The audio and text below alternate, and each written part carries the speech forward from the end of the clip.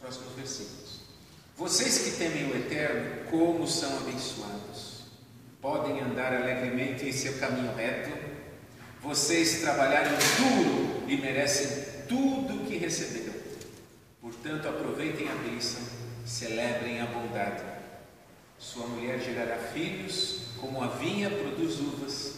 Seu lar será próspero.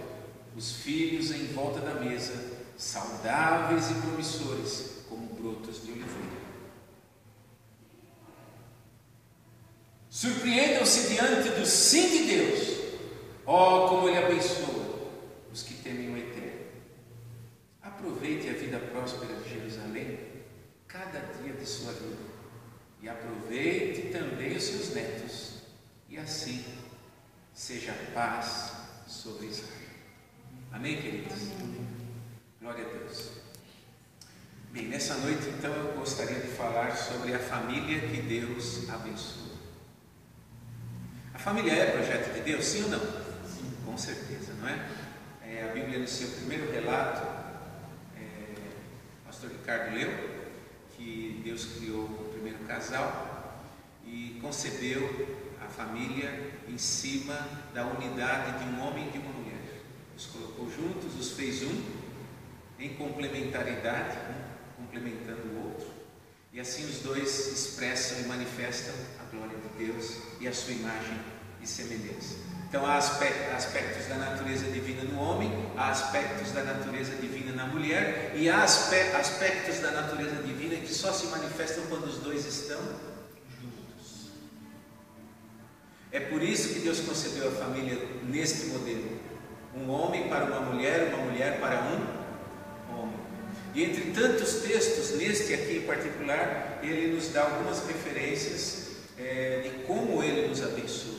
Então, por revelação bíblica, Deus abençoa todas as famílias assim constituídas. Quando um homem e uma mulher se amam, ainda que eles não tenham um conhecimento muito claro da palavra de Deus, quando são atraídos por um amor sincero e se comprometem, Deus está nesse negócio. Porque foi Deus que colocou esse entusiasmo no coração de um rapaz, por uma jovem e vice-versa. Então, por natureza, por definição, a família é coisa de Deus. Mas existem alguns elementos que Deus aqui nos aponta como essenciais para que esse empreendimento seja bem sucedido e duradouro, perene. Ou seja, Deus deseja que a família seja uma construção, uma obra eterna. Veja que o versículo 1 diz: se o Eterno não construir a casa, a obra dos construtores não passará de frágeis cabanas. É uma metáfora, não é? Que o autor bíblico usa para descrever que ele tem algo muito mais consistente do que meramente um relacionamento baseado na paixão e alguns bens materiais. Deus tem muito mais do que isto para a família. Ou seja, ele tem a eternidade. Aqui a palavra Deus vem traduzida com um aspecto da sua natureza, o eterno.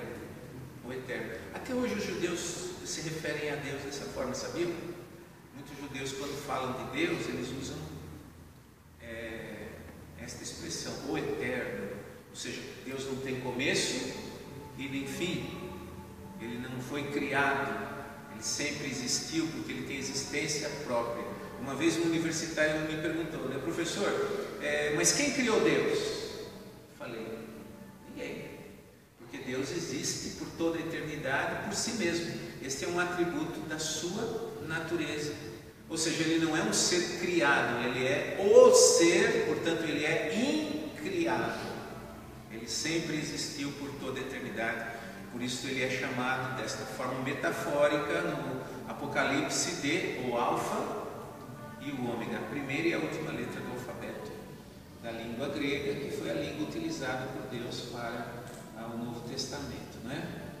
Portanto, nós estamos fundamentados em Deus. O casal, a família, pode acreditar que tem como sócio e parceiro e o maior interessado no seu bem-estar e sucesso, o próprio Deus.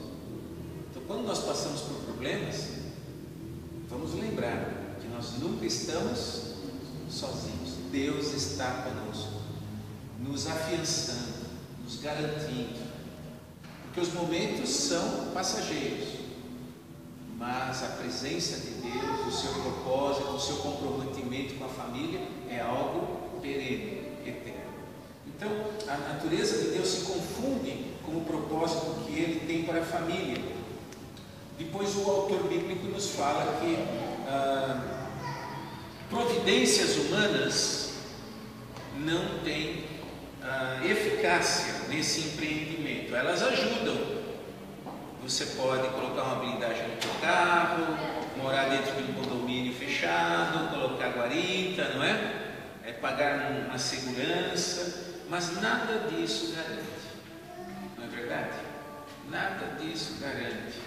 Por isso, então, o vigia noturno não servirá para nada, e também é inútil levantar cedo, dormir tarde e trabalhar como um alucinante. Então, aqui nós vemos um outro aspecto importante para o sucesso da família, que é ter tempo para trabalhar e ter tempo para descansar, ter tempo para se recrear, lazer, relaxar. Nessa sociedade work-holic, é assim que fala, work-holic, né? Ou seja, fanatizada pelo trabalho, é uma expressão, né? Da língua inglesa, né? Alguém fanático pelo trabalho, e tem pessoas até que enquanto elas não ficam assim fatigadas, parece que elas não se satisfazem. Portanto, não é isso que Deus tem para nós. Pelo contrário, Deus quer que a gente tenha padrões: descanso, trabalho, lazer, alimentação, que se repete de uma forma que você possa ter um rendimento adequado para recompor as suas forças e depois produzir novamente. Amém? Amém. Então Deus está no negócio quando nós também compreendemos as suas leis e procuramos guardar a maneira como Deus nos fez, ou seja, nos fez seres que precisam de descanso, de recuperação e de um tempo, né? Ninguém é de ferro. Depois, a palavra de Deus também nos aponta que o maior legado, a maior riqueza de uma família, de um casal, são os bens, é o dinheiro, são os títulos acadêmicos, financeiros. Não. Quem são? Os filhos. Não vê que os filhos são os melhores presentes de Deus, do Eterno, e que o fruto do seu ventre é seu generoso legado. Quando Maria vem a conceber nosso Senhor e Salvador Jesus Cristo, qual é a expressão? Bendito o fruto do vosso ventre, Jesus, não é? Todas as crianças são benditas por natureza. O próprio Cristo declarou: deixai vir a mim os pequeninos, porque dos tais é o reino dos céus. Não é verdade, amados? Então, não que um casal não possa viver bem sem filhos. Pode, há casais que encontram propósito, alegria, permanecendo sem filhos.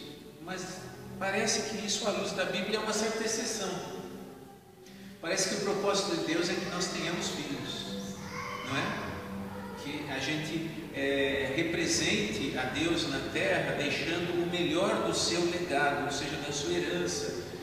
Filhos que vão levar adiante o propósito de Deus. Então, aqui novamente o autor usa uma outra metáfora, ou seja, uma outra figura de linguagem, como flechas de um guerreiro, são os filhos de uma juventude cheia de vigor, porque vocês são pais abençoados demais quando têm muitos filhos.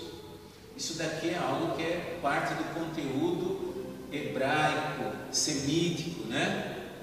Ter muitos filhos para o judeu, até hoje para os povos árabes, é um sinal da bênção de Deus.